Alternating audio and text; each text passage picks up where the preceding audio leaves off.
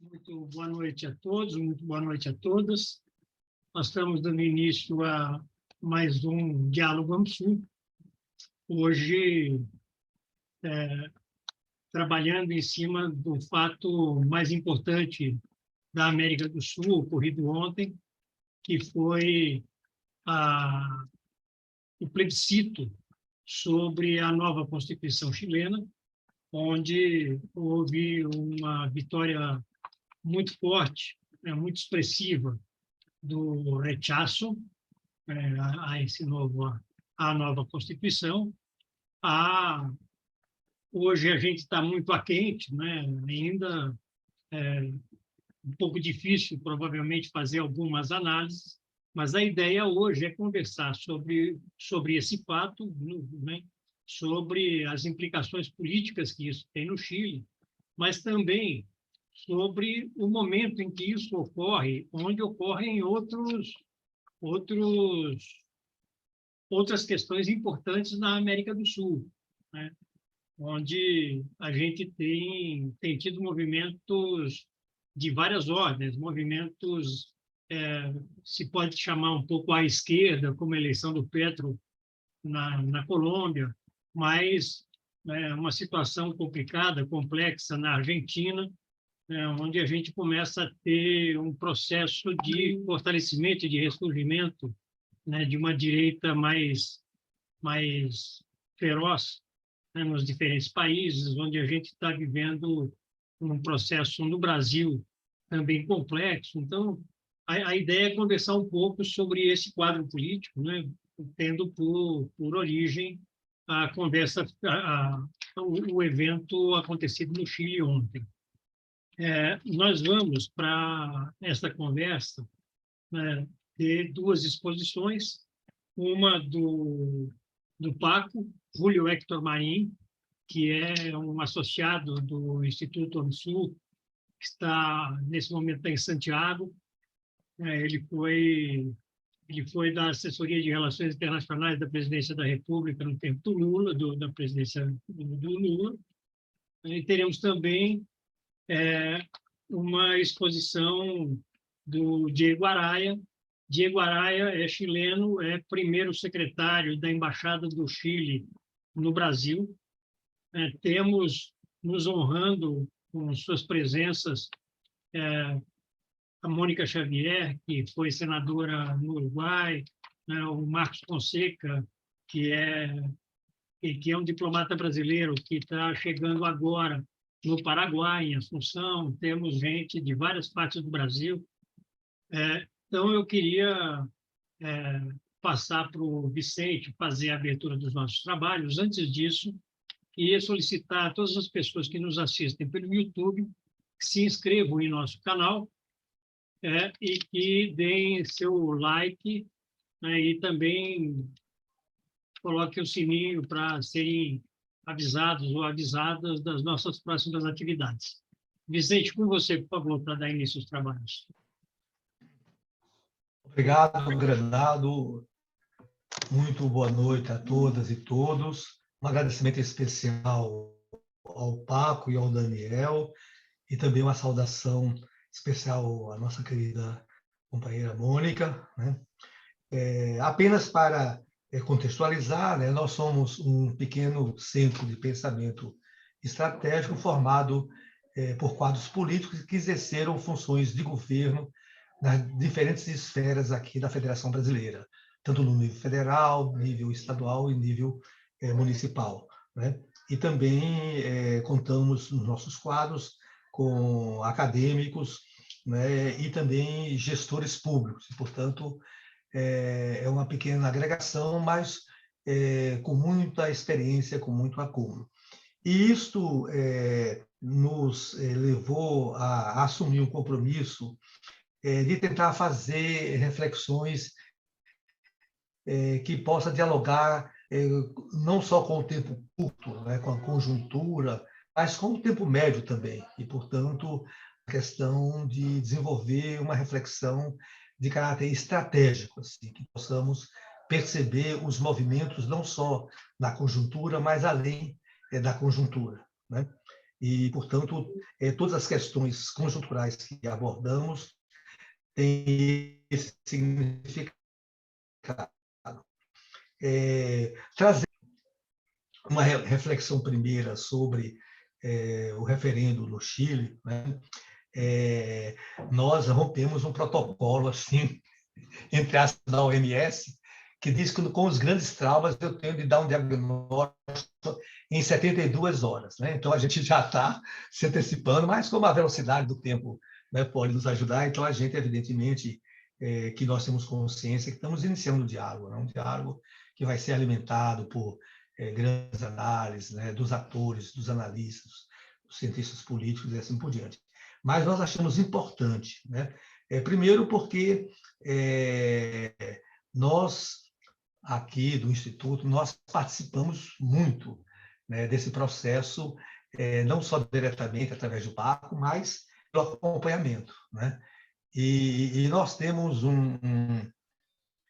principalmente as gerações mais antigas, nós temos um carinho muito forte pelo Chile, assim como pela Argentina e o Uruguai também, mas o Chile nos uniu muito, porque foi um território dos exilados brasileiros que se tornaram militantes da causa chilena.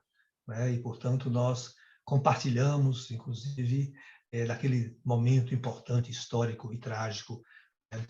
Que foi o golpe contra o nosso sempre presidente e companheiro Allende. Né? Então, a gente tem uma dimensão de afetividade que em política é importante também, né? Embora a racionalidade é o fio condutor das nossas reflexões aí. Né? É evidente, né, indo ao caso, né, quer dizer, que primeiros ensinamentos nós podemos tirar do processo, do seu resultado e do day after. Né?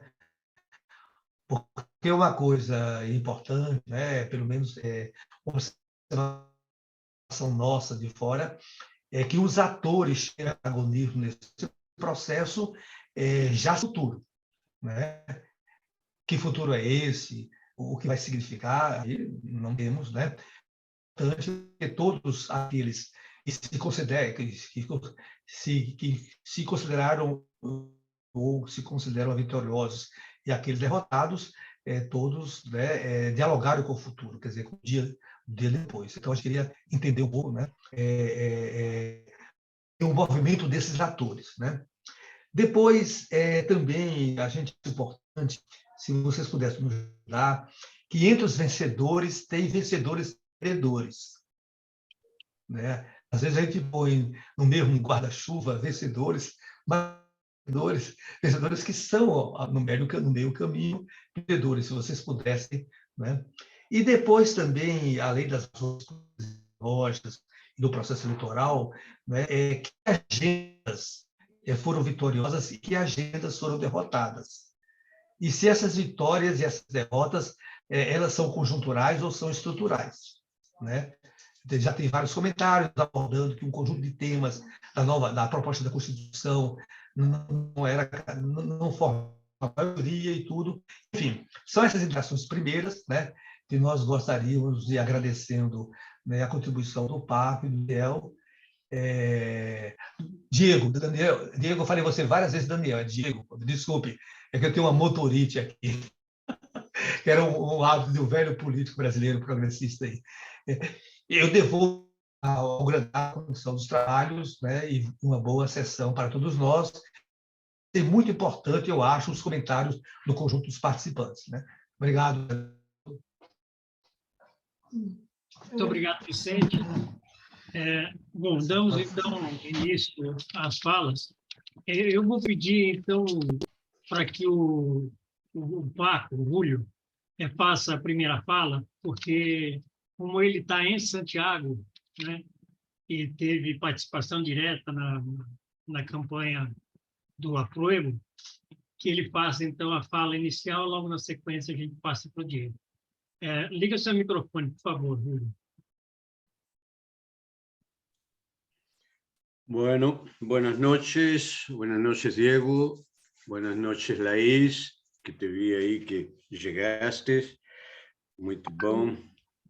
No nos conocemos, Diego, pero Osa me conoce mucho. Así que puedes preguntarle a él cualquier opinión sobre mí. No sé si es buena, pero él tiene buena opinión. Osa é encarregado, me parece, de negócios da embaixada. Ok. Bueno, vou falar em espanhol, vou falar em português, porque eu estou falando espanhol direto aqui, já estou meio travado. Mas, enfim, vamos lá. Ontem foi um dia trágico, realmente, para todos nós. Eu viajei, eu voltei logo de manhã cedo e logo em seguida fui para Santiago para ir para o comando geral do Aprovo. Tínhamos sido convidados para ficar lá e acompanhar a apuração e supostamente a vitória. O que aconteceu? Por que triunfou a direita? Essa é a pergunta, essa é a grande pergunta, todo mundo se faz a mesma coisa, por que a direita ganhou? O que houve? Eu elenquei algumas questões, assim, fui pensando das análises feitas, das coisas que eu ouvi de alguns dirigentes, das coisas que conversamos com outros, muitos não tiveram nem vontade de falar depois disso, enfim. Porém, mais ou menos, levantam-se alguns pontos. Medo das mudanças. Supostamente, a população não se aventurou ou não acreditou na veracidade das mudanças, teve medo e resolveu votar não. Para mim, esse é o tema menos sólido de todos eles, tá? É o ponto menos sólido como argumento para o triunfo do rechaço. Depois temos um segundo ponto, que é a diferença percentual entre o povo que votou o plebiscito de entrada, em que nós obtivemos 80% contra 20% da direita, só que nós tivemos menos votantes que agora, pelo menos 4,5 milhões a menos de votantes do que agora, pelo menos.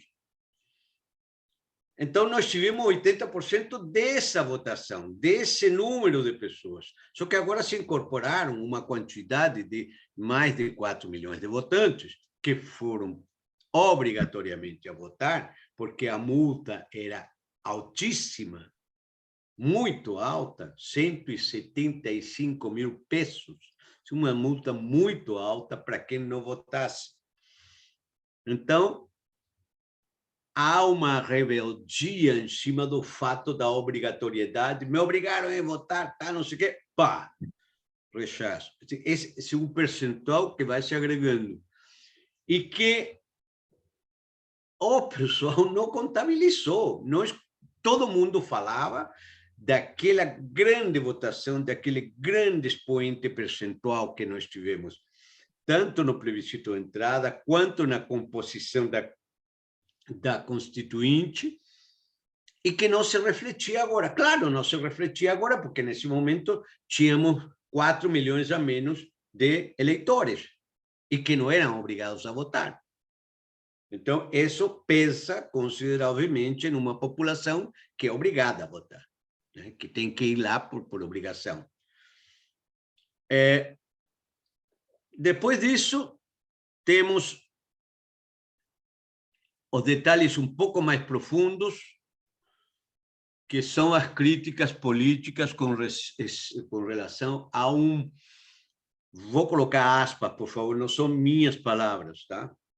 Há um excesso de democracia dentro da convenção, ou um democratismo excessivo e extremamente detalhista a levantar uma Constituição de 300 e poucos artigos, com coisas, com temas que poderiam ser colocados na regulamentação da lei, discussões longas, longuíssimas. Por exemplo, deles, para dar é a questão do aborto.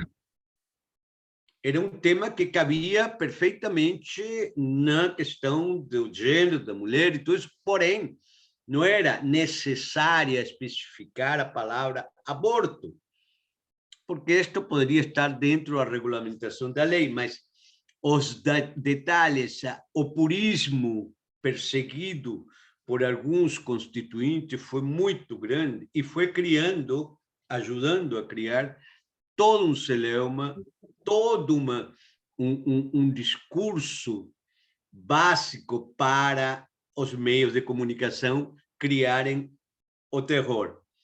Depois vem a história da plurinacionalidade.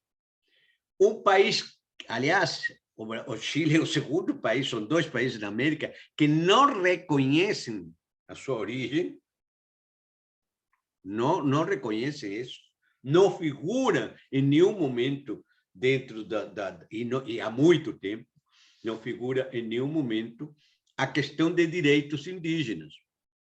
Não figura. E, de repente, vem uma constituinte e coloca não só os direitos das nações indígenas, além disso, elege representantes indígenas e, além disso, fala que o país vai se transformar em uma nação plurinacional. Imagina para esse bando de chilenos que acreditam e têm certeza absoluta que eles são os mais puros europeus da América do Sul. Então, isso foi assim caos, porque foram 2 pesos que se usaram muito na propaganda. Deles é a questão da plurinacionalidade. Foi fortíssima a propaganda contra essa questão, que nossa bandeira não seria mais a bandeira do Chile, que seria a bandeira mapuche, e por aí vai.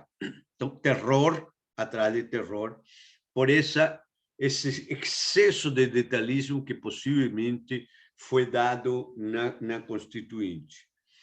E aí entra quarto motivo, que seria a falta de direção política dos partidos políticos com seus militantes que eram convencionais. Houve, inclusive, até alguns militantes partidários que se rebelaram contra suas direções e se juntaram com os grupos independentes que estavam muito mais radicalizados. Então, houve uma carência grande de discussão política, de comando político unificado para discutir algumas questões, e isto ajudou, e essa pulverização de todos os movimentos, micropartidos e micromovimentos que estavam dentro da Constituinte, originou uma dispersão muito grande. E havia outra questão que foi levantada, inclusive, por muitos setores da imprensa, que é que esse grupo importante de independentes tinha tomado para si uma causa de revanchismo. A direita nos governou por 200 anos e pouco, e nos explotou, e nos disse, então agora vocês vão pastar. E o que não é totalmente verdadeiro, obviamente, e também não é totalmente falso. Ou seja, nesses grupos independentes, havia alguns setores que realmente operavam e deixavam traduzir, em algum momento, em algumas declarações, inclusive, certo revanchismo. Não é importante, porém, há uma influência criada dentro deste tipo de coisa. Temos a isso a agregar que na sistematização da Constituição há problemas de redação que estão claros, que originam. Imagina os advogados que são loucos pela leitura estranha e rara e que o cidadão comum não entende. Eles não conseguiam entender, vários deles não conseguiam entender o que estava escrito, em definitiva, o que significava, o que se pretendia em determinados artigos. Então, há uma série de... E esse detalhismo que a Constituinte criou em uma quantidade enorme de áreas de influência, foi ocasionando...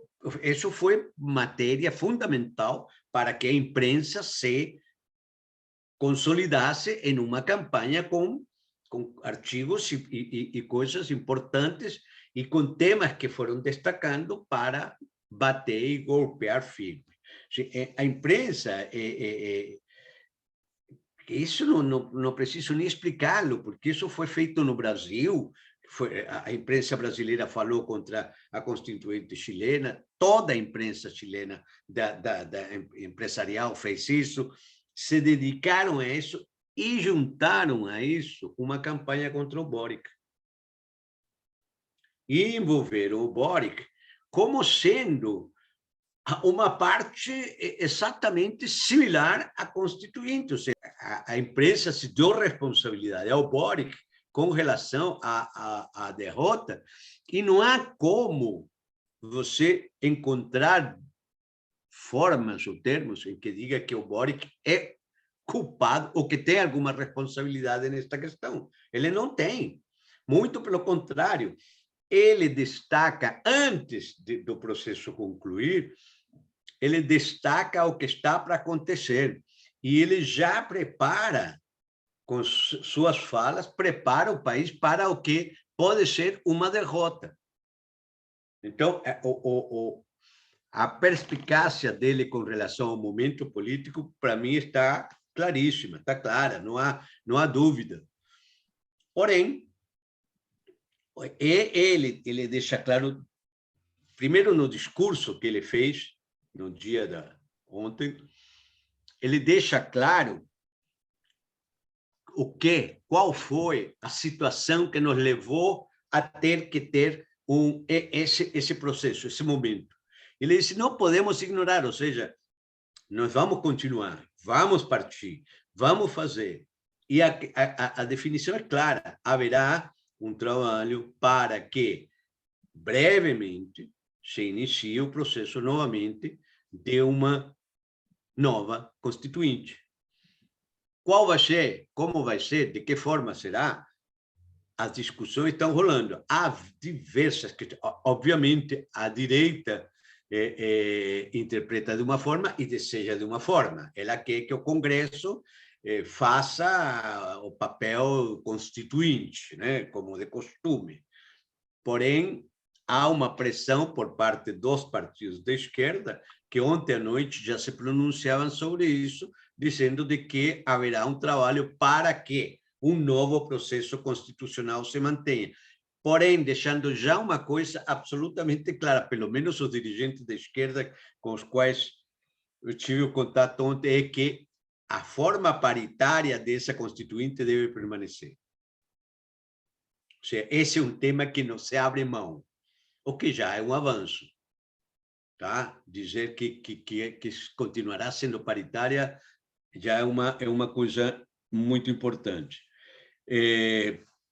Enfim, o Boric, eu acho que é a grande vítima da imprensa, a grande vítima da direita, é vítima das pessoas mal intencionadas.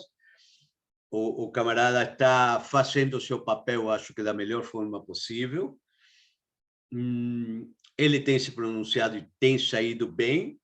Não há grandes queixas com relação ao processo político que ele tem comandado. E ele se pronuncia de forma imediata, dizendo, senhores, o processo é o governo que vai continuar em frente, de imediato. Ou seja, não vamos abandonar este processo político que deve continuar com toda certeza. Tá? Há uma esperança do povo brasileiro, do povo chileno, de ter uma constituinte nova, e terá. Então, isso está absolutamente claro. Bom, enfim, eu teria algumas coisas a mais a dizer com relação a conduções políticas. Tá? Mas eu preferia escutar o que o Diego tem a dizer, o que outras pessoas têm a dizer, e depois a gente verifica algum vazio que a gente tenha deixado por aí no meio. Tá bom, Granado? Muito obrigado, Paco.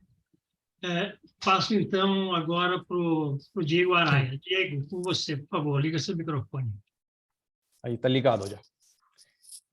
Bom, boa noite, gente. Boa noite, amigos.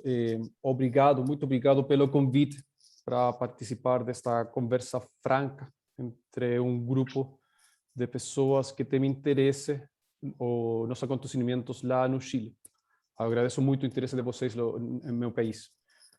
Só uma primeira declaração formal é que aqui vou apresentar algumas avaliações a título persona. Eu vou refletir pessoalmente, não tem uma posição oficial aqui na minha fala. E também peço desculpas pelo português, ok? Vou fazer meu melhor esforço por falar devagar e para vocês compreenderem o que eu quero transmitir com vocês. Eu acho que Paco já falou do contexto político que marca o plebiscito de ontem.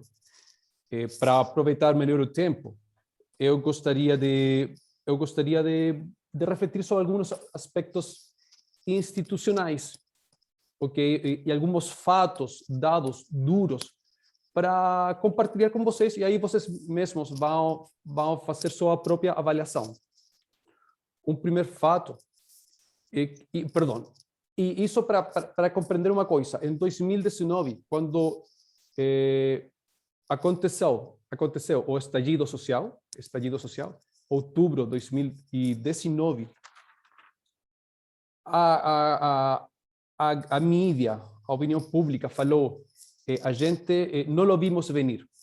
Isso foi uma fala bem popular na época, que a gente não viu vir o que estava acontecendo, aquele estallido, aquele mal-estar da população com o sistema tudo. Ontem à noite, eu ouvi também de muitas pessoas que também eles falaram, a gente não viu vir o apoio que tinha a opção rechaço, o apoio que de quantas pessoas rejeitavam a plebiscito. Então, esse é um fato importante. No ano 2019, no ano 2020, quando foi o primeiro plebiscito de entrada, a opção aprovo teve 5,9 milhões de votos. Ontem à noite, durante o plebiscito de saída, a opção aprovo teve 4,8 milhões de votos. Então, estamos falando que a opção aprovo teve ontem à noite menos 1 milhão de votos.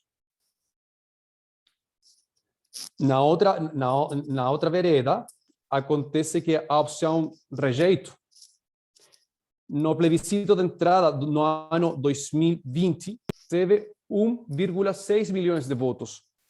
E ontem à noite teve 7,8 milhões de votos. Aí eu quero explicar uma coisa institucional que o Paco já mencionou. No Chile, o ano 2013, foi introduzida uma lei com o voto voluntário. Até aquele momento, o Chile, como a grande maioria dos países da região, tinha um voto obrigatório. Em 2013 entrou em vigor uma lei, foi implementada a lei com voto facultativo. E aí, naquele momento, a participação eleitoral teve uma queda grande. A gente teve eleições com 40% de participação eleitoral, 50%. Mas, conforme aos acordos políticos de novembro de 2019, o processo constituinte precisava de um plebiscito de entrada e o plebiscito de saída. E o plebiscito de saída, conforme aquele acordo político, era com voto obrigatório. Então, ontem participaram mais de 4 milhões de pessoas a mais que nos últimos anos.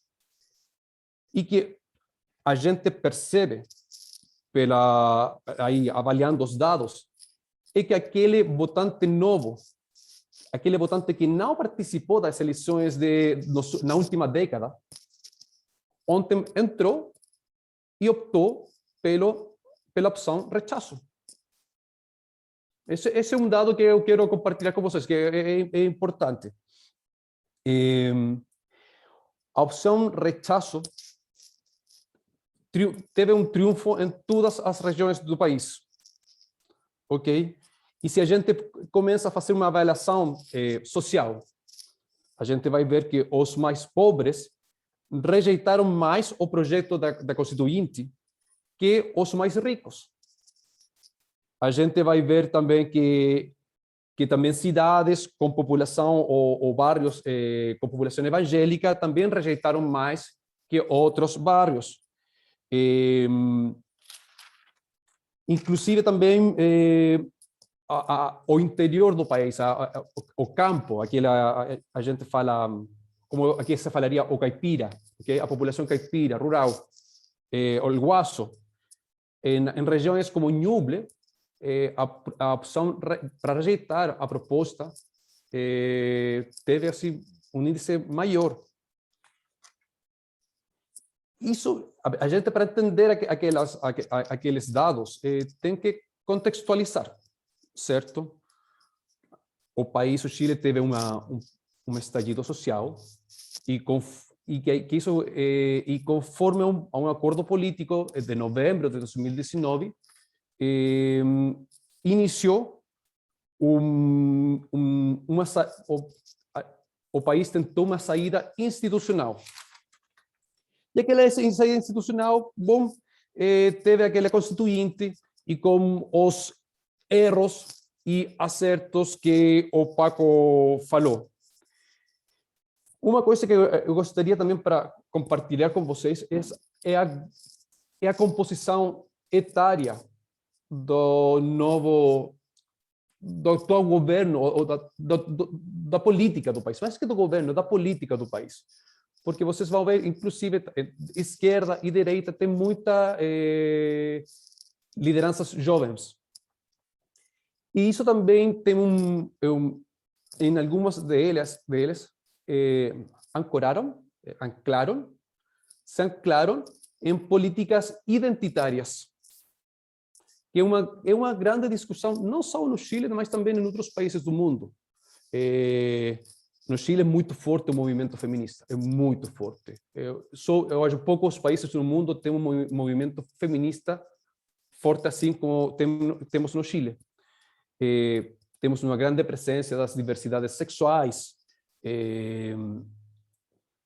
todas as diversidades, minorias. Mas também no Chile temos um debate do que acontece com o trabalhador, porque algumas esquerdas, tanto no Chile como no mundo, pareceria que têm esquecido o trabalhador.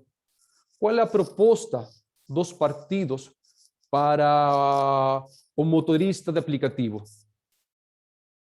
Qual é? Aquela é uma discussão. Então, é uma discussão, eu já ouvi isso também.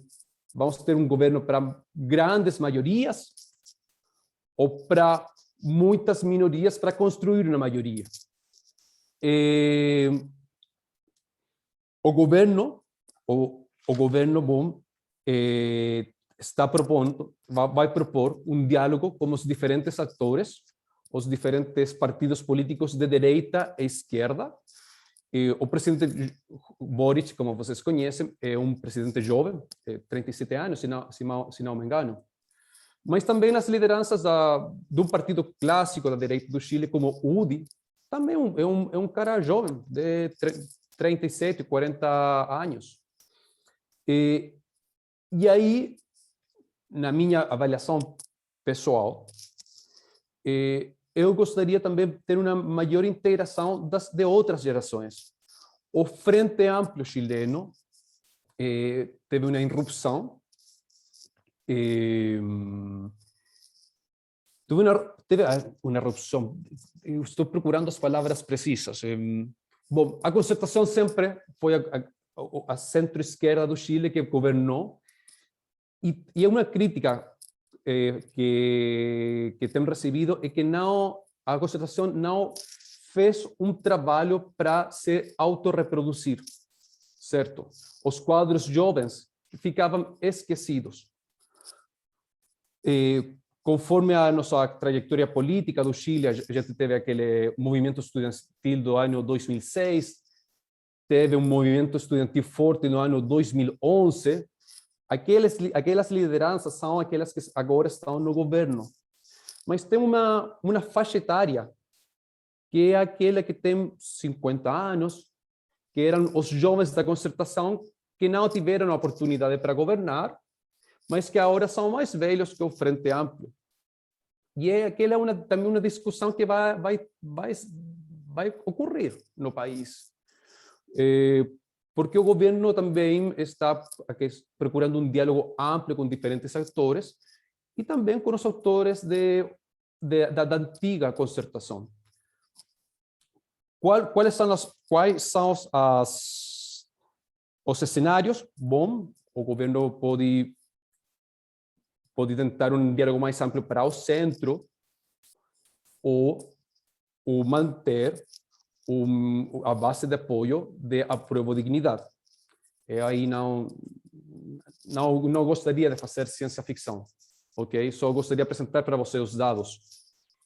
Mas eu acho interessante, só para encerrar, que temos algumas 3 lições importantes do plebiscito de ontem. O primeiro, lições que podem ser importantes para outros países do mundo. Primeiro, que as pesquisas de opinião são válidas e refletem a realidade.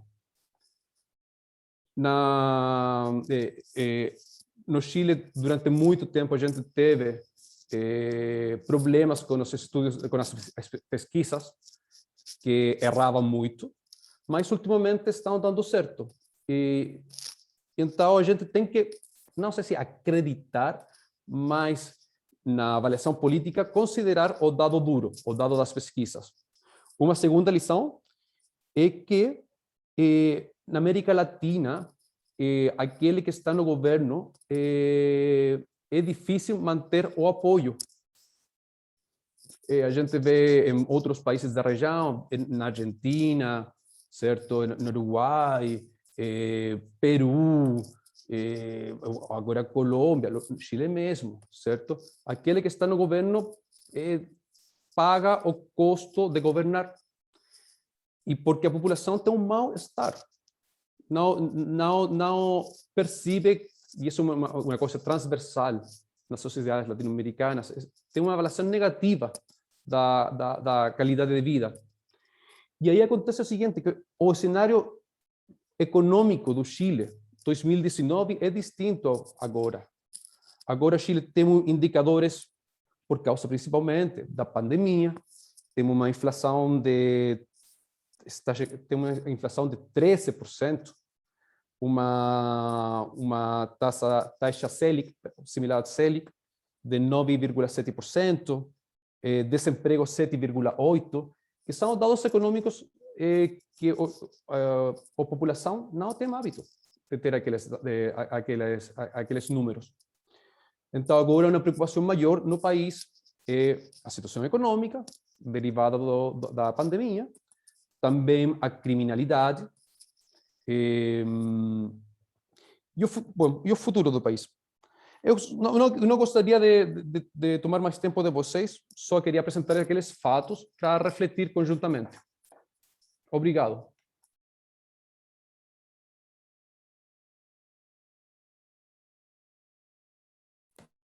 Muito obrigado, Diego.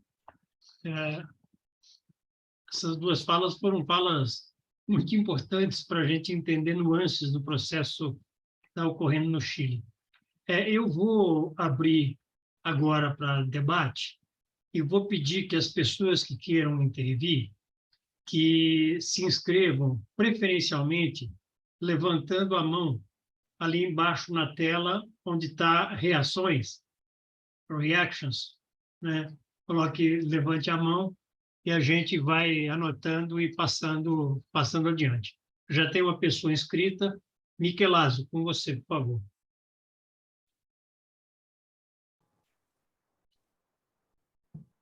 Boa noite a todos que estamos acompanhando esse debate importantíssimo sobre o que ocorreu no nosso país vizinho. Eu tenho algumas questões, eu diria, atormentantes,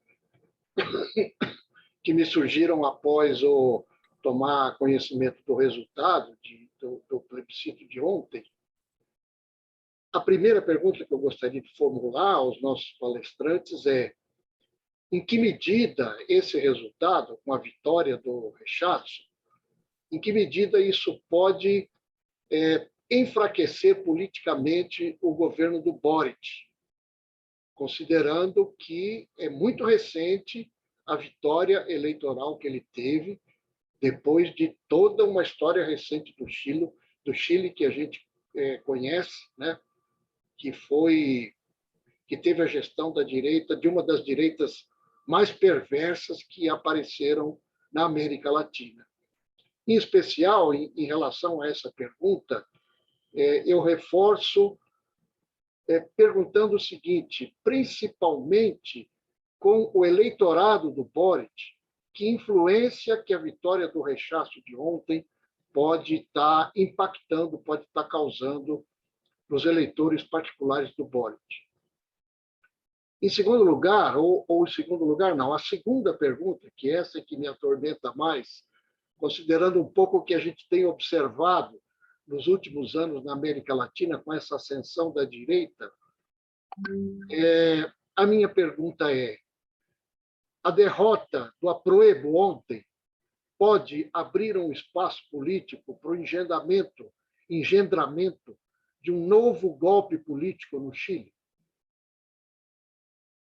É isso que eu gostaria muito que fosse debatido também. Tá? Muito obrigado, Michelazzo.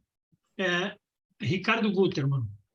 Boa noite. Quero levantar uma questão na verdade, para entender melhor esse quadro. O que, até onde eu conheço, não conheço muito, o que desencadeou o processo da Constituinte, a própria eleição do Boric, foi o movimento de repúdio ao neoliberalismo, à política econômica ultraliberal que vem desde o governo Pinochet e que estava constitucionalizada. Se expressou num determinado momento, no grande aumento da pobreza, a questão muito debatida das aposentadorias, que deixaram de ser estatais, públicas, passaram a ser dos fundos de pensão, a questão da ausência de acesso universal a serviços públicos, como o da saúde, etc., etc., etc. Ou seja, uma situação econômica que as pessoas queriam a transformação. Pelo que eu vi agora, as questões que levaram a uma reversão desse quadro, ou seja, a derrota da promulgação da nova Constituição, são questões comportamentais, como a questão do aborto, que o Paco levantou, questões, digamos, de identidade nacional, a questão simbólica, e onde é que ficaram as questões que desencadearam esse processo? Como é que isso está entendido? Isso está resolvido, está superado, está minimizado, conseguiu estar bom? Ou as pessoas deixaram de dar tanta importância a isso e conseguiram, digamos, ser, de uma certa forma, enganadas de que isso deixou de ter a vida real, a situação real de vida delas deixou de ter tanta importância, e o que passou a ter importância são essas questões comportamentais, simbólicas e questões desse tipo. Então, a pergunta é para entender um pouco melhor como é que se dá esse processo e essa rápida mudança de perspectiva da grande maioria da população chilena. Obrigado. Obrigado, Ricardo. Carlos Fonseca, por favor. Liga seu microfone. Opa, tá. Obrigado aí ao Paco, obrigado ao Diego. Eu acho que algumas perguntas já foram feitas, né? Eu só queria, enfim, 3 comentários aqui, que na verdade são perguntas, né?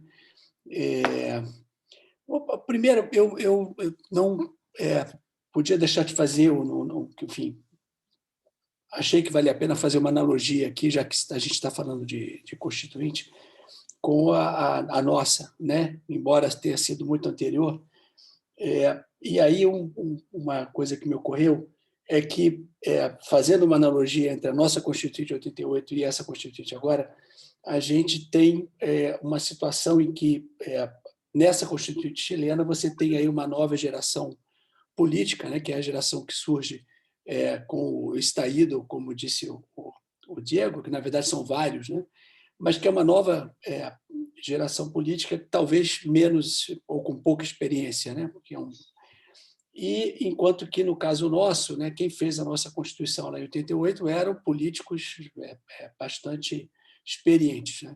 E que talvez por isso tenha havido aí os excessos que foram comentados. Então, uma coisa que me ocorreu, né, fazer essa analogia e ver o que vocês acham disso, ou seja, até que ponto pesou a falta de experiência política de uma geração que surgiu recentemente, né, e que foi colocada em muito pouco tempo, né, de uma posição de manifestantes, né? Você vê que a própria geração do Boric, da Camila Vallejo, enfim, são pessoas que surgiram faz muito pouco tempo na política, né? Portanto, até que ponto essa falta de experiência política de uma geração que surgiu recentemente pode ter pesado quando comparado, por exemplo, com a nossa situação do Brasil, que aí a gente tinha lá na Constituinte raposas políticas com muita experiência.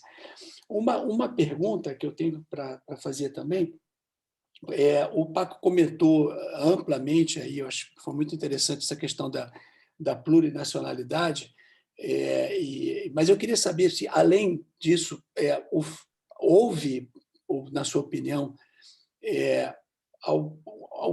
pesou nessa questão da plurinacionalidade alguma evocação da situação da Bolívia, porque, se eu não estou enganado, a Bolívia e talvez o Equador são os países que na América do Sul têm essa mesma dispositivo constitucional, né? E no caso do Chile, a gente sabe qual é a dificuldade aí da relação com a própria Bolívia. Então, até que ponto isso pode ter pesado também, uma evocação aí também da Bolívia. E aí, uma última pergunta, o que acontece agora? Com a Constituição, eu entendo que na ausência de uma aprovação, fica valendo a Constituição da década de 80, mas o que acontece? Porque eu entendo que esse movimento aí todo que veio aí desses últimos anos não vai morrer nisso, né? O Paco comentou um pouco, né? Eu queria entender quais são os próximos passos do ponto de vista da Constituição, mas também qual é a situação do governo do Boric agora e até que ponto a gente pode considerar que ele está numa situação aí do que os americanos chamam de pato manco, ou não, ou até que ponto ele tem condições de reverter isso justamente através de um processo político que levaria de novo a uma discussão de uma nova Constituição. Tá? Seriam esses 3 comentários. Obrigado. Muito obrigado, Carlos. Antônio, aqui Diego. Oi, fala, Diego. A gente poderia começar a responder, porque já são muitas perguntas, aí tem mais algumas mãos levantadas, então eu acho que vai ser difícil lembrar todas as perguntas. É possível? É possível, é possível. E Paco, eu poderia começar? Pode. Depois eu passo para o Tanto Paco. faz, pode ser. Depois tem a Mônica Laís inscritos. Primeiro, gostaria de agradecer as perguntas, porque na primeira intervenção eu procurei colocar na mesa os fatos. E agora podemos também começar mais os comentários. Com certeza, a posição do governo seria melhor se tivesse ganhado a opção aprovo. Isso não tem dúvida nenhuma. Mas também tem um amplo número de analistas que acham que o presidente Boric tem nas suas mãos a opção de liderar um novo processo constituinte. E isso eu quero vincular isso com alguma das perguntas, porque a situação que foi o contexto que marcou o estallido social de 2019, os problemas da população estão aí. Foi falado o assunto da aposentadoria. As aposentadorias são baixas no Chile. São muito baixas. E no início, antes da estallido social, tinha pessoas com aposentadorias ainda mais baixas que o salário mínimo. Então, são dados fortes. E por isso é que a situação, os problemas estão ainda aí. E por aquele mesmo motivo, muitos partidos políticos têm consensuado que o processo constituinte, o mandato do povo, é fazer uma nova Constituição. O problema é que o povo não gostou da proposta que foi apresentada para eles. Certo? Então, agora, o presidente Boric anunciou ontem que na avaliação dele, a democracia chilena estava saindo mais forte, porque o mandato do povo tem um mandato de antes, de 2020, que a população quer uma nova Constituição, e então as lideranças políticas vão ter que fazer aquele trabalho. Agora, certo, que qual vai ser o mecanismo, isso é parte da discussão. Hay que lembrar também que no ano 2019, aquele mal-estar social foi contra o sistema tudo. O Chile teve uma crise das instituições de representação popular, crise das instituições do Estado.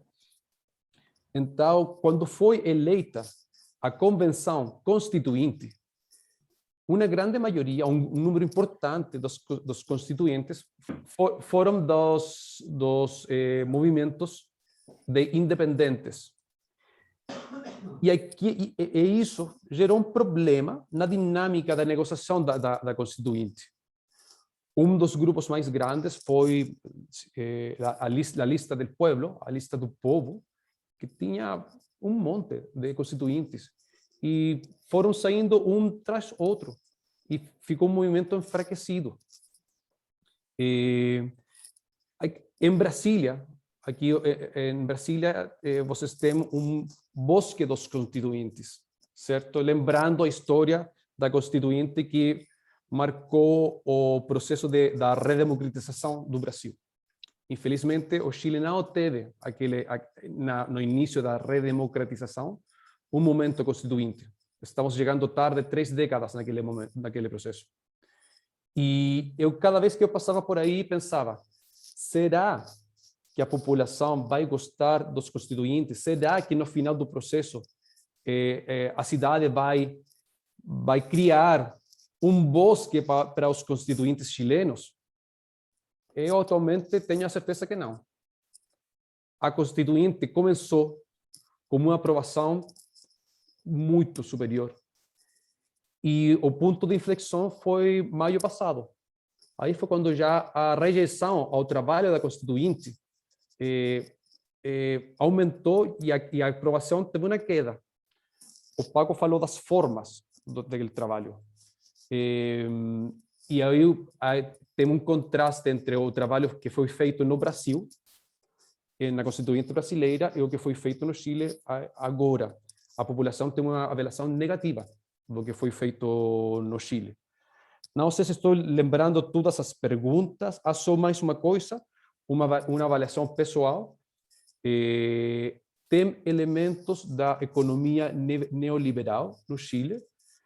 Existe uma grande crítica de muitos setores para as políticas neoliberais, mas culturalmente falando, você vai perceber que tem algumas coisas que já, não sei se tem aquela palavra em português, permearam a cultura de muitas pessoas. O assunto da aposentadoria privada é um dos elementos chaves da crise, mas também tem um grande grupo de pessoas no Chile que defende a aposentadoria privada e o fato que é uma poupança individual e não é um serviço de segurança social. Obrigado. Muito obrigado, Diego. Paco, você quer também fazer já algumas considerações? Sim, vamos assim para poder deixar o segundo bloco já mais definido com as meninas aí. Bom, Diego falou um monte de coisa que eu queria falar. Maravilha, ótimo. Vou começar por Michelasso. O enfraquecimento do Boric, Michelasso, somente se dá se o Boric não dá a importância que ele deu. Ele deu a importância necessária ao processo antes do fracasso. Então, o Boric vem mostrando a sua preocupação com esse processo antes do plebiscito de ontem, quando ele já coloca na alternativa e coloca para os partidos da Frente Ampla, principalmente, a questão e a discussão interna sobre o que fazer para retificar as manifestações abertas contra a aprovação da Constituinte já escrita. Então, ele detecta esse problema e começa a trabalhar rapidamente. Então, a importância dele se pronunciar ontem, de fazer todas as coisas que falou, de tomar a condução política e de não permitir que a condução política saia da mão dele, é fator extremamente favorável para ele sair fortalecido deste processo. Ele tem todas as cartas na mão para sair fortalecido. Eu espero que ele consiga. Primeiro, porque é um cara inteligente. Segundo, porque é um cara sensível. Terceiro, porque é um cara que tem condições de fazer as coisas. Tá? Então, eu acho que ele está no momento certo, ele está sendo inteligente, sabendo conduzir a coisa. Tá? A segunda pergunta do Michelasso com relação à possibilidade de que a derrota possa rendir um golpe. Não existe hoje, pelo menos, nenhuma perspectiva militaroide no Chile. Isso está, neste momento, pelo menos, não há nenhuma discussão sobre esse assunto. Nem a direita radical, nem ninguém se posiciona. Até porque a questão da justiça no Chile continua forte. Então, de vez em quando, nós temos ainda algum milico que está sendo processado por algum crime que ainda cometeu em 73. Então, o processo judicial do Chile não parou e essa memória ainda está viva. Ricardo, a questão do individualismo é uma das marcas que ficam desse processo do neoliberalismo no Chile. O individualismo tomou conta da população, mesmo sendo ela coletivamente solidária em fatos, crises, terremotos, mas no íntimo ela tem um atuar individualista muito forte. Isso é terrível. E isso você vê no dia a dia, no cotidiano. Então, tomou assim, tomou conta do pensamento a questão individual. Mas é uma contradição, obviamente, porque quando você vê o estallido social de outubro de 19, não há individualismo, há um coletivo. Porém, é um coletivo jovem, é a juventude que explode. Como sempre, historicamente, em todos os processos do mundo, é a juventude que coloca, né, a energia para fora e o resto vai atrás. Então, esse processo continua claro no Chile, da juventude ser o estopim que consegue meter fogo no polvorim. Carlos, a falta de experiência dos constituintes, com certeza, meu caro, com certeza absoluta. Aqui, esse democratismo, entre aspas, que eu coloquei na frente, aparece rapidamente, porque o fato de um grande número de... Bom, aqui é um erro, primeiro é um erro político, né? Dos 30 anos de concertação, a dirigência política da concertação não tira lições positivas, não aprende nada, não faz autocrítica, o estallido social vem, o estallido social avança e eles não tomam conhecimento de imediato da situação. E o que isso origina? É que a questão de colocar as populações em modo independente à frente das ações políticas é irreversível depois para os partidos políticos. Quando os partidos políticos querem tomar a situação e colocar seus quadros à disposição de uma Constituinte, é quase que tarde. Então, a grande maioria que se elege é independente. Então, aí onde há uma inconsistência política das direções políticas que não conseguem dominar ou, digamos, trabalhar politicamente esse pessoal. Então, esse individualismo e essa juventude toda, essa falta de experiência levou a isso.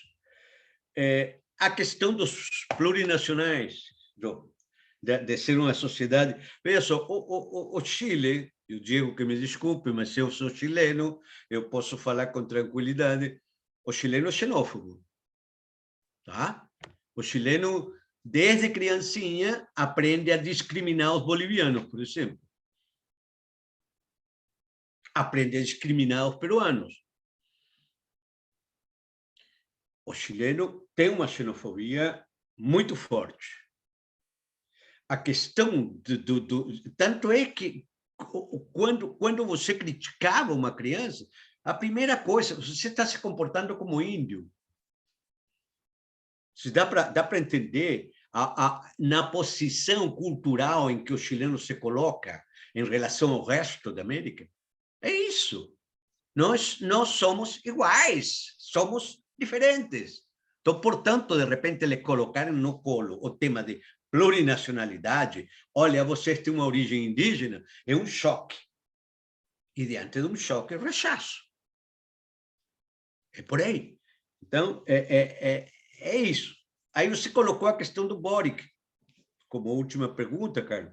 E eu acho que comecei respondendo ela. O Boric tem tudo, meu amigo, tudo, absolutamente tudo para se transformar em um grande líder, desde que ele tenha a compreensão, que continue tendo a compreensão dos demais partidos.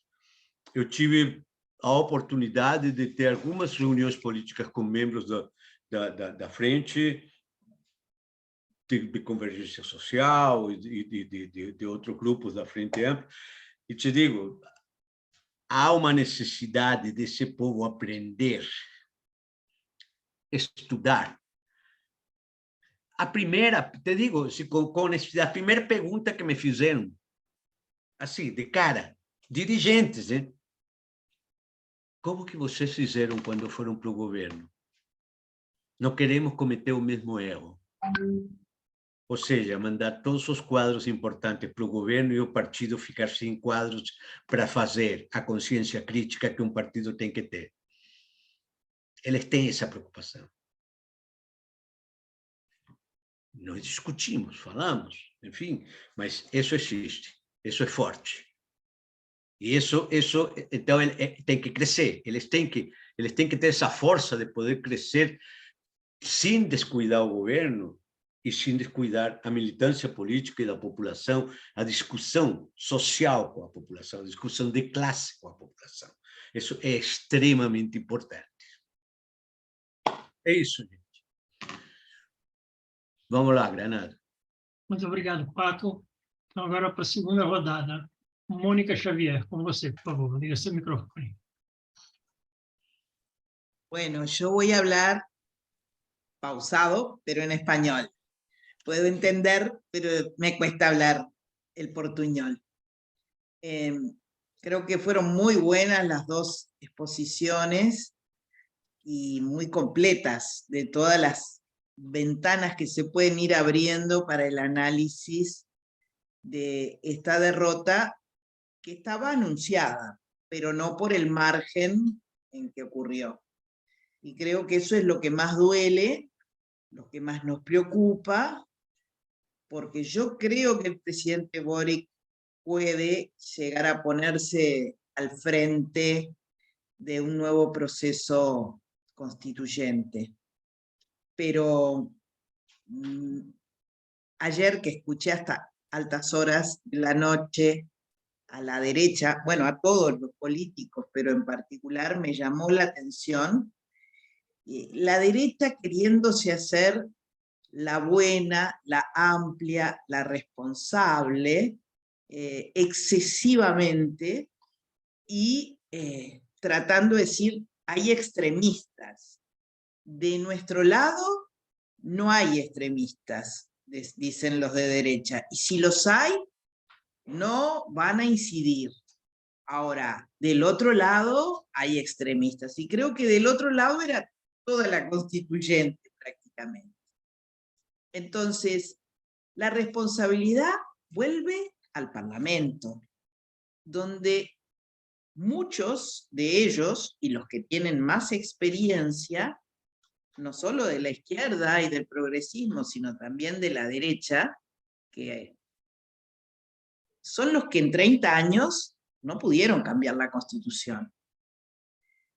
Entonces, ¿es consciente la izquierda y el progresismo de la responsabilidad política que tiene? Porque habrán oído y leído ustedes también el pedido de renuncia del ministro Jackson, la acusación de determinados sectores, otros diciendo, bueno, la posición del Partido Comunista era la mejor, miren qué derrota. A ver, no parecía muy constructiva la respuesta de muchos dirigentes y expresiones diversas de la izquierda.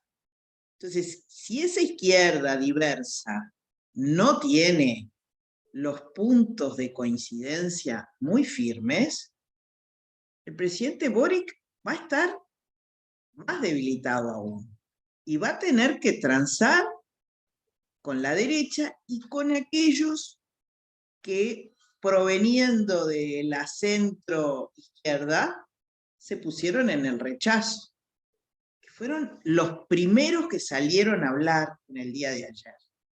Están convencidos de que esa decisión de separarse en una batalla tan importante como esta les dio la razón. Entonces, yo creo que con todas las explicaciones complejas, multicausales, que los compañeros desarrollaban, hay un tema de gestión política del proceso que nadie le puso cabeza, que nadie le puso coherencia. Entonces, en algún momento yo le pregunté en alguno de estos espacios a compañeros chilenos, ¿ustedes están más preocupados por la conformación del gabinete y cómo va a ser eso que el proceso paralelo que se está desarrollando en la constituyente? Entonces las explicaciones eran todas que no iban al grano, ¿no? No iban al hueso. No, aquello es independiente, no quieren tutelajes. Bueno, hay mil y una forma de realizar esa gestión política que permita una mejor coherencia, porque sobre algunas advertencias de lo difícil que iba a ser discutir ante la población, no teniendo la hegemonía de los medios de nuestro lado, sino contrarios, y tampoco hubo respuestas, ¿no? De mínimas correcciones como para atenuar un poco algunos de los puntos más vulnerables hacia la nueva Constitución. Entonces, a ver, uno ve a Bachelet que deja todo, viene, se pone al frente, antes de dejar todo, incluso estuvo pasada del límite de lo que podía ser en su responsabilidad como Naciones Unidas, se jugó la ropa, decimos acá, puso el cuerpo. Pero del resto del espectro de la izquierda son más las actitudes individualistas y cobrando cuentas que una voz fuerte que diga, bueno, acá vamos a respaldar al presidente, vamos a concluir el proceso constituyente, no vamos a descuidar el gobierno, porque la Constitución es para hasta dentro de 50 años, pero el gobierno es todos los días para la gente. Entonces, yo puedo ponerme en una actitud optimista y decir, de esto va a haber enseñanzas y se va a salir fuerte, ¿no? Pero la verdad es que soy muy escéptica con relación al rol que tiene que jugar la izquierda. Y mi temor es que el presidente quede solo peleando contra la derecha que anoche se había vestido de corderito bueno. No sé si ustedes tienen ese mismo temor, pero es lo que me está dando vuelta en la cabeza y en el corazón, ¿no? Muchas gracias, Mônica. Thaís Abramo. Bom, boa noite. Em primeiro lugar, eu queria agradecer muito a oportunidade de estar aqui nessa conversa com vocês. Recebi o convite através do GT lá de América Latina, do NAP da Fundação Perseu Abramo, bom, me pareceu muito interessante a discussão. Eu vou fazer alguns comentários também sobre a situação a partir das coisas que eu tive vendo, né, e discutindo também com várias pessoas lá no Chile. Acho que concordo muito com uma grande maioria das coisas que foram ditas pelo Paco e pelo Diego. Talvez eu não tenha tanto otimismo assim como o Paco expressou em relação também a capacidade do Boric de conduzir esse processo. Quer dizer, eu acho que ele tem capacidade, mas eu concordo muito com a Mônica também que as condições são bastante adversas em muitos pontos, né? Então, talvez eu seja um pouco menos otimista do que ele. Mas eu queria dizer algumas coisas. Primeiro, eu acho que a gente tem que ver, né, uma coisa que eu, que morei tanto tempo no Chile, não sabia, até há pouco tempo atrás, que não apenas, como disse o Diego, a Constituinte está chegando com 30 anos de atraso em relação ao que foi a Constituinte de 88 no Brasil, como é a primeira vez na história do Chile que há um processo democrático de elaboração de uma Constituição. Né?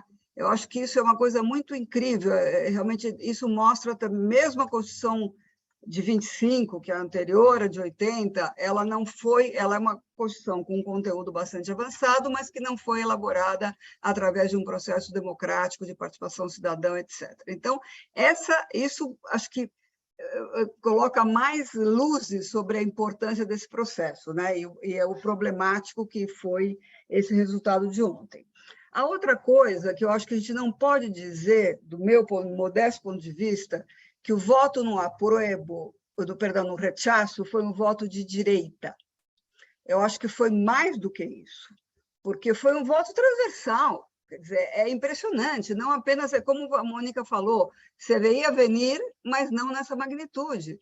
É impressionante a gente ver que apenas 8 comunas em todo o país o Aprove ganhou, e ganhou por pouca maioria, inclusive nos bairros populares, nas comunas populares da Grande Santiago, da região metropolitana de Valparaíso, ganhou o rechaço. Então, acho que tem que ter aí muita humildade, capacidade de análise. Claro que teve uma campanha terrível de fake news, claro que teve verbas milionárias na campanha do rechaço, mas acho que a gente tem que ter, as lideranças chilenas, né, tem que ter essa capacidade de entender profundamente a razão desse voto, né? Então, isso é uma coisa. Eu também tinha pensado várias coisas que eu queria comentar, mas já foram comentadas. Eu concordo com o Paco e com o Diego, que eu acho que da composição da Convenção Constituinte, talvez mais do que a juventude, a pouca experiência de muitos setores, é o tema dos independentes mesmo. Né? Quer dizer, e isso, por que foi? Duas coisas que surpreenderam também muito. Primeiro, que a direita não tivesse conseguido fazer 1/3. A direita foi aqui no acordo político de 2019, forçou a definição que qualquer linha da Constituição que fosse aprovada teria que ter maioria de 2/3. Por quê? Porque ela achava que ela ia ter 1/3, pelo menos, para poder barrar. E aí a grande preocupação antes da eleição da Constituinte era que poderia ficar uma política de vetos cruzados e a Constituição saiu uma coisa muito fluida, inócua e muito minimalista. E foi o contrário disso, saiu uma Constituição um texto constitucional bastante maximalista, e o fato da direita não ter tido 1/3, que foi saudado, né, pelas forças progressistas, pô, que legal, a gente não vai ter veto da direita, mas também criou talvez um problema de que é tudo que o Paco estava falando, do detalhismo, de um certo esquerdismo, de um não sei, radicalismo, não sei como a gente poderia pensar. Né? Então, eu acho que mais que o tema da juventude é o tema dos independentes. Claro que tem relação, muitos dos independentes eram muito jovens, e isso aconteceu, acho aí uma coisa que o Diego falou que eu concordo muito também, tem a ver com a tremenda crise de legitimidade das instituições em geral e dos partidos em particular, que teve também na base do estallido social. Né? A outra coisa que eu queria falar também, e aí eu vou fazer uma pergunta para o Paco e para o Diego, a pergunta do Ricardo Guterman, né? Se eu entendi bem, Ricardo, você disse a questão, você colocou a questão seguinte, que será que uma das questões que explica o rechaço não é o fato de que os grandes problemas que tiveram na base do estallido social, como a desigualdade, a pobreza nem tanto, o Chile é um país que conseguiu reduzir sistematicamente, continuamente, a pobreza nesses 30 anos, e é dos países, depois do Uruguai, é o país com menor índice de pobreza na América Latina. Acho que o problema é a desigualdade, né? Não que não exista pobreza no Chile, mas é a desigualdade, é a questão da aposentadoria, da falta de acesso aos direitos sociais, uma saúde muito segmentada, né? Uma educação muito segmentada. Mas então a pergunta era, será que o fato que a Constituinte não ficou muito nos temas identitários ou de costumes e deixou para o lado os temas da vida real? Aí eu em princípio, acho que não. Né? Em princípio, acho que não, e talvez devolver também essa pergunta para o Paco e para o Diego, porque é verdade que as questões, que o tema de gênero, né? E o tema da plurinacionalidade, ou seja, a questão das relações de gênero e dos povos indígenas, tiveram um peso muito grande. Mas, para mim, a questão principal, talvez, do texto constitucional, que foi rejeitado ontem, é a questão da afirmação do Estado Social e Democrático de Direito. isso é algo que tem a ver com os direitos fundamentais, tem a ver com saúde, com educação, com moradia, com transporte, com previdência social, né? E do meu ponto de vista, o que atacou a espinha dorsal da Constituição de 80, que era a ideia do Estado subsidiário, ou seja, a ideia de que o Estado não aparece como um garantidor de direitos sociais, mas ele só deve entrar quando o mercado não resolver, né? Então, eu acho que nesse sentido, o texto constitucional interpretou muito algo que estava na base da insatisfação da população chilena, que se expressou no Estaído, em relação ao modelo vigente. E também outra coisa que eu acho que é importante a gente assinalar, porque às vezes eu sinto, né, estando aqui no Brasil, vendo as discussões, inclusive dentro da esquerda, tem também um desconhecimento importante. Do mesmo jeito que no Chile tem um desconhecimento importante do que acontece no Brasil tem do que acontece no Chile, e como a Constituição vigente hoje, que é a de 80, ela não é idêntica à de 80, porque houve reformas importantes, inclusive a última dela, maior, durante o governo do presidente Lagos, terminou com os senadores biônicos, terminou com a tutela militar sobre o Estado. O que não foi feito nunca, por um bloqueio da direita, foi justamente acabar com essa visão do Estado subsidiário. Então, isso que eu queria... mas, nesse sentido, é exatamente o que esse texto constitucional respondia, né? E, por último, eu também acho que o Boric, eu concordo com a avaliação positiva do Boric, acho que, apesar da juventude dele, ele é um animal político e que aprende muito rápido e que teve essa capacidade de antecipar que o Paco falou e que disse claramente ontem o mandato do plebiscito de 2020 permanece. Qual é o mandato? Tem que ter uma nova Constituição, e essa Constituição tem que ser feita por uma Assembleia, por uma Convenção, por uma instância exclusiva e eleita 100% pela cidadania.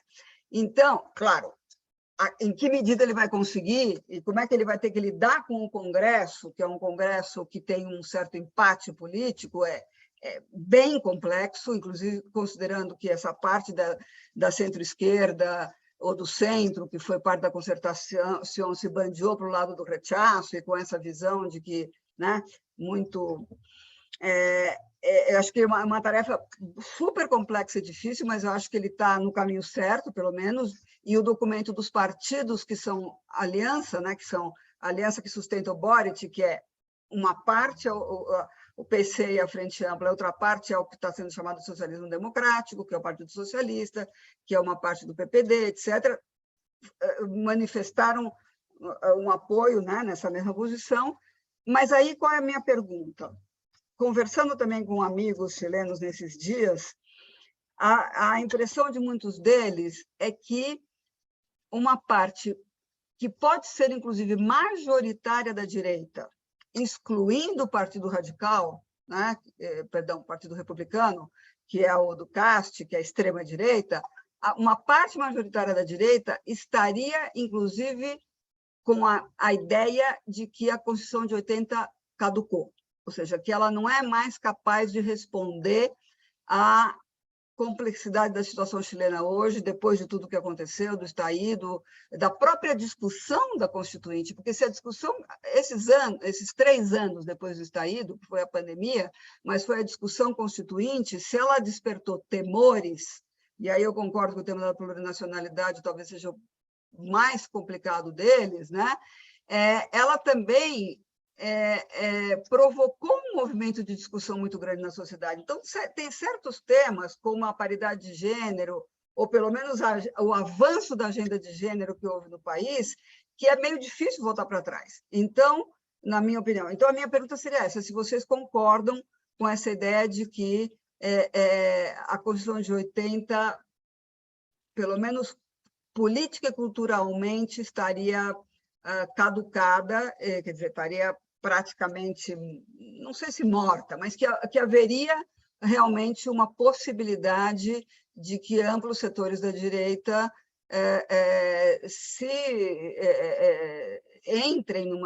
aceitem a discussão de que tem que ter uma nova Constituição e não reformas a essa Constituição de 80, que é a que está vigente agora, e até que haja uma outra decisão, uma outra carta constitucional escrita, elaborada da forma que ela for, que seja, né? Então, é isso. Não sei se ficou claro qual é a minha pergunta final. Muito obrigado, Laís. Oi. Desculpa. Desculpa, Granada. Pode continuar.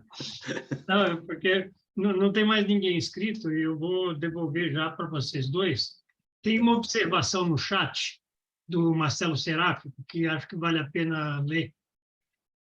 Poderíamos considerar isso um fechamento do sistema político para a dinâmica da sociedade civil? O mesmo processo ocorre no Brasil e teve, em 2013, um momento excepcional. Em parte, esse fechamento contribuiu para o avanço da extrema-direita e para o golpe dado em Dilma Rousseff. O sistema político acolhe as propostas que cabem na linguagem neoliberal e expele o que não cabe. Então, devolvo para vocês. Agora, primeiro, o Paco. Tudo bem, Paco? Você. Ok. Eu primeiro queria começar com Mônica e te dizer uma coisa, Mônica. Não foi, a meu modo simples de ver, não foi a direita a que ganhou ontem. Não foi. A direita teve, felizmente, a direita mais constitucionalizada teve a tranquilidade de reconhecer aquilo que Laís falou agora no final. Eles sabem, sentem de que a Constituinte de 80 de Pinochet está caduca. Eles têm consciência de que não foram eles que ganharam. Não vão reconhecer publicamente, obviamente, tá? Mas não foi a direita a que ganhou. Ontem foi uma contestação para um processo no qual grande parte da população rechaçou porque não se sentiu identificada ou por outros motivos, mas não foi porque seguiu o comando da direita. Houve, sim, evidente, né? E podemos ver os números que Diego nos apresentou. De fato, houve, imagina, mas houve 4,7 milhões de votos a mais ontem, que não votaram no processo anterior. E esses de aí voltaram, ou revoltados, e aí entra todo mundo que vocês possam pensar, os aposentados, enfim, todo mundo votou nesse grupo. E aí que se produzem esse tipo de situações. Mas não foi a direita, objetivamente, ideologicamente, a que ganhou. Ela pode ter ganho no processo, já ganhamos, o Chile ganhou, tá. Mas não foi um processo político do qual a direita possa se sentir absolutamente soberana. Com relação à consciência da esquerda sobre sua participação, Mônica, eu te diria, respondendo em um bom português, que as raposas velhas da política chilena não vão deixar a peteca cair. Está em jogo a sua sobrevivência política. Veja só, nós tivemos um estallido social porque as representações políticas tinham caducado na consciência da juventude. Não existiam. Se neste processo o Boric fica sozinho, o Boric que tem um respaldo da juventude imenso, se ele fica sozinho, essas lideranças de esquerda, essas lideranças dessas raposas da política chilena, vão caducar, vão cair fora, não vão ser reeleitas, os partidos caducam. Então, a juventude vai se encarregar de trazer-lhes à tona o tempo todo. Olha, defendam o movimento, defendam o sistema, negociem aqui, negociem lá e apoiem o Boric. ontem ficou relativamente claro dentro dos partidos da esquerda que isto aconteceria sob a liderança de Boric, no pronunciamento dos partidos. Quando nós estávamos no Comitê Central do Aprovo, o pronunciamento oficial dos partidos é exatamente esse, sob a liderança do presidente. Tá? Então, isso é muito bom e é forte. E eles sabem, têm consciência absoluta, mais do que a direita, de que se eles caem fora e eles não apoiam Boric, definitivamente eles estarão seriamente comprometidos na sua sobrevivência política, como dirigente, como for. Tá? Então, nós temos algumas coisas, algumas amarras no Chile que são profundamente ridículas. Profundamente ridículas. Uma delas é que a Procuradoria da Nação proíbe que o chefe da nação se manifeste politicamente. O Boric não pode fazer campanha, não pode dizer publicamente, que ele apoiava o Aprovo. Gente, saiu um meme que se originou na TV, porque enquanto o Boric falava no YouTube, teve uma militante que mandou um YouTube para ele enquanto ele lia e disse: presidente, se você vota o Aprovo, pisque 2 vezes. E o Boric piscou no final do pronunciamento dele, piscou 2 vezes. No dia seguinte era manchete do jornal La Terceira. Mas vocês veem que coisa mais imbecil, que não pode se falar outra coisa. A PGR chilena proibir o presidente de se manifestar politicamente. Já aconteceu na vez passada com a Michelle. A Michelle não conseguiu falar nem fazer nenhum pronunciamento sobre a questão do aborto, porque ela era a presidenta da República. Ou seja, a opinião política dela teve que guardar. Mas isso é coisa de chileno, tá? É bem chilense isso daí. Essas travas, assim, coisas absurdas que se colocam na sobrevivência dos chilenos é muito grande. Mas, enfim, vamos lá. Laís, os direitos, você diz bem, os direitos, não, eles foram colocados, Laís, mas não foram. Eles ficaram evidenciados no pronunciamento principal, no ponto principal dessa nova coisa, mas não foram propagandeados do jeito que deveriam. Se permitiu que eles ficassem lá nos direitos individuais e a imprensa que foi o que pegou aquilo que lhe interessava e bateu em cima disso, que era exatamente a questão da plurinacionalidade, os direitos de gênero, aquela coisa toda. E aí bateram e acabaram. Mas os direitos, tanto como o Ricardo colocava com relação à aposentadoria, está tudo colocado. Não podemos esquecer que o Chile, eu já comentei tempos atrás, tinha um alto índice de suicídio de pessoas da terceira idade. Porque os problemas são seríssimos. Seríssimos. As aposentadorias não chegam, não servem, não conseguem sobreviver um mês. Um aposentado que tem que tomar medicamentos. Enfim, bom, há um processo, o Boric está tentando mudar a questão da saúde, está tentando criar um SUS, enfim, há um processo que se inicia. Porém, esses direitos estão todos incluídos agora. Todos incluídos, só que não houve um destaque forte para que a população entendesse que isto estava incluído. Isso não foi trabalhado corretamente. Tá?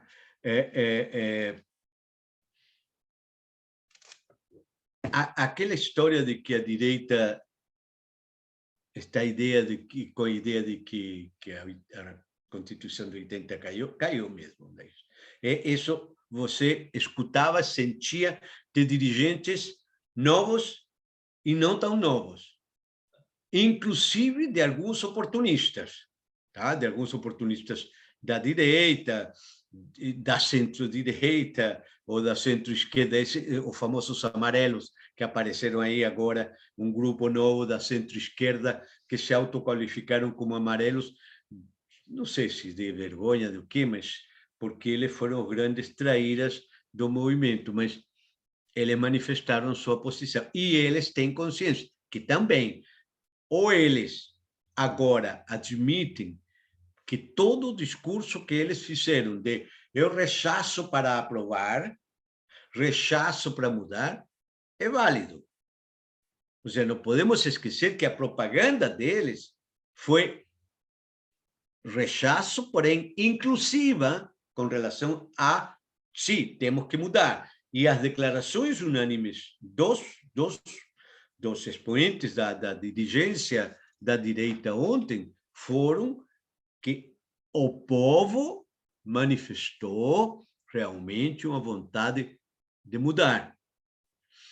E se nós voltamos aos números que o Diego nos apresentou, nós podemos ainda ter um número enorme, tá?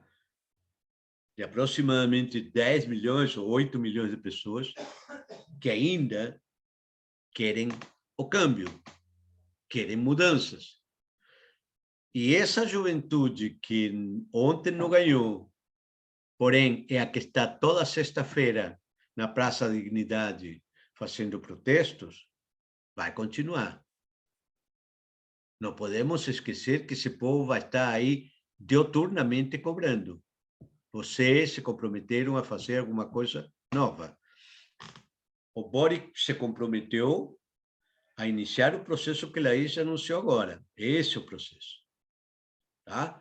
Haverá um período, uma carência de dias para iniciar um processo novamente sobre uma constituinte soberana. Não pode ser congressual. Sabemos que congressualmente há interesses criados. Porém, os partidos tomam conta politicamente dos seus militantes que serão candidatos, com a possibilidade de haver uma redação e uma coisa um pouco mais enxuta para a população entender realmente que os direitos básicos são os que interessam e o resto, as leis de regulamentação se adequam, ou a coisa não vai andar. Então, há um processo que tem que ser efetuado, porém, estão nesse processo todos os partidos políticos, pelo menos da esquerda, os que apoiaram ontem o manifesto que foi publicado e os que estão junto com Boric, e inclusive alguns de centro-direita, de centro-esquerda, perdão, que estão apoiando e que vamos ver como que essa discussão avança. Porém, continuo com entusiasmo, viu, Laís? Acho que o Boric tem chance. Tá bom? Diego, é contigo. Muito obrigado, Paco. Só antes de passar para o Diego, só uma informação. A Laís postou no chat um arquivo com um documento com informações estatísticas importantes sobre os resultados de ontem. O arquivo está lá. Quem tiver interesse em baixar esse arquivo, basta entrar no chat e baixar o arquivo. Tá? Então, Diego, com você. Perfeito, muito obrigado. Já foram faladas muitas coisas. Eu agradeço também as perguntas feitas. Só para ordenar algumas ideias. Uma mensagem que, na minha avaliação, é importante passar é que em 2020, quando o plebiscito de entrada teve uma ampla maioria para a opção aprovo, certo? Quase 80%, pessoas acreditavam que o país tinha se esquerdizado. Agora, como resultado de ontem, tem muitas pessoas que acham que o Chile, tem optado para se direitizar, para virar para a direita. Na minha avaliação, ambas interpretações são errôneas.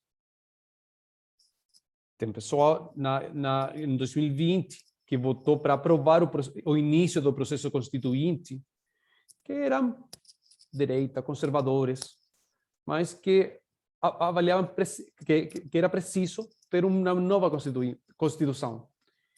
E ontem tem pessoal que antigamente votou pela concertação mas que achavam que era melhor rejeitar. Então, uma interpretação de que ontem foi um triunfo da direita. Sim, a direita teve um triunfo de sua posição, mas a opção rechaço foi maior que a direita. Não sei se dá para entender. Outro elemento é que a embriaguez eleitoral é mal conselheira. Após os resultados, tem muitos que já têm soluções. Aqui vamos ter, o povo chileno, o governo, as lideranças vão ter que negociar. E vai ser um diálogo que vai ser estendido no tempo. O Congresso chileno, a Câmara dos Deputados, tem 19 partidos de representação. Então, temos um Congresso atomizado. Muitos partidos com quais dialogar.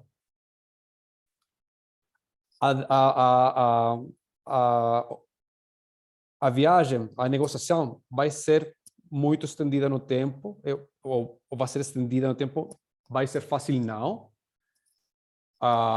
Tem resistências, tem setores que têm resistências para as mudanças, mas também o governo, o presidente Boric, tem reafirmado que o governo dele é um governo de transformação social. E que aquelas transformações se precisam.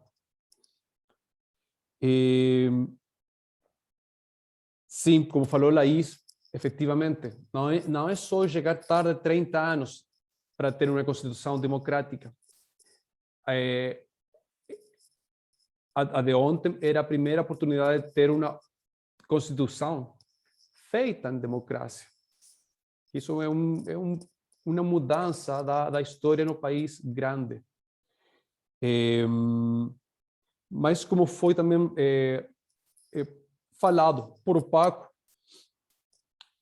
existe um consenso que o caminho constituinte tem que continuar, que o país precisa mudanças, especialmente, como falou Laís, o Estado social e democrático de direito, que era para substituir o princípio do Estado subsidiário. Finalmente, não quero agregar mais elementos, só que hoje, na rádio, no podcast, nos jornais, foi falado e discutido por diferentes analistas a importância do voto moderado. E tem aí aqueles que se perguntam, ok, a opção era uma, progressista, mas foi que faltou um pragmatismo político, uma melhor estratégia, quais eram as ferramentas para conquistar o voto, que foi feito? Será que estamos em tempos de uma transição? Porque temos passado no mundo todo uma década de uma grande polarização. Tem aqueles que defendem a polarização para fazer avanços nas agendas.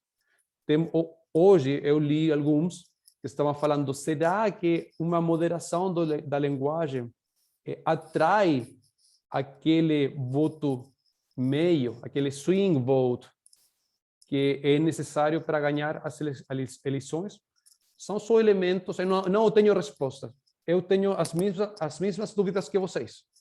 Só tem passado 24 horas, são muitas dúvidas, muita informação que processar. Mas aqueles elementos eu queria compartilhar com você. E só um último elemento para Paco. Sim, no Chile tem pessoas que são bem intolerantes, mas não acho que seja todo o povo, toda a cidadania chilena que seja xenófoba. Tem pessoas assim, mas não acho que seja tudo. Só isso, amigos e amigas. Muito obrigado. Muito obrigado, Diego. Muito obrigado, Paco. Eu acho que um debate que ajudou muito a entender o processo pelo qual está passando o Chile. Eu vou pedir, então, que o Trevas faça o encerramento da nossa atividade. Trevas, com você, por favor. Inicialmente, um agradecimento tanto ao Diego, ao Paco e a todos os nossos participantes que fizeram seus comentários e aqueles que também estiveram presentes, né? Para o nosso instituto, que é um pequeno centro de pensamento estratégico, né? Foi uma noite memorável, né? Porque nós vamos extrair várias reflexões, né? Por exemplo, o Paco falou, veja, quem ganhou não foi a direita, foram os, e aí eu coloquei na minha nota, os insatisfeitos.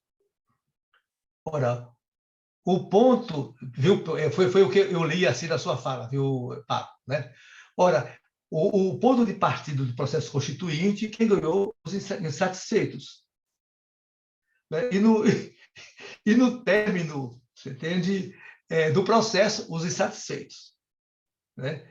Ora, eu acho isso aqui merece uma reflexão importante. Ou seja, de que o Chile está vivendo, repare, não ainda um novo ciclo político, econômico e social. Ele está vivendo uma transição. Né? Que é mais ou menos a agenda do nosso país aqui. Uma transição. Né? E a transição é um processo complexo que provoca, a partir do andar da transição, a realinhamento dos atores.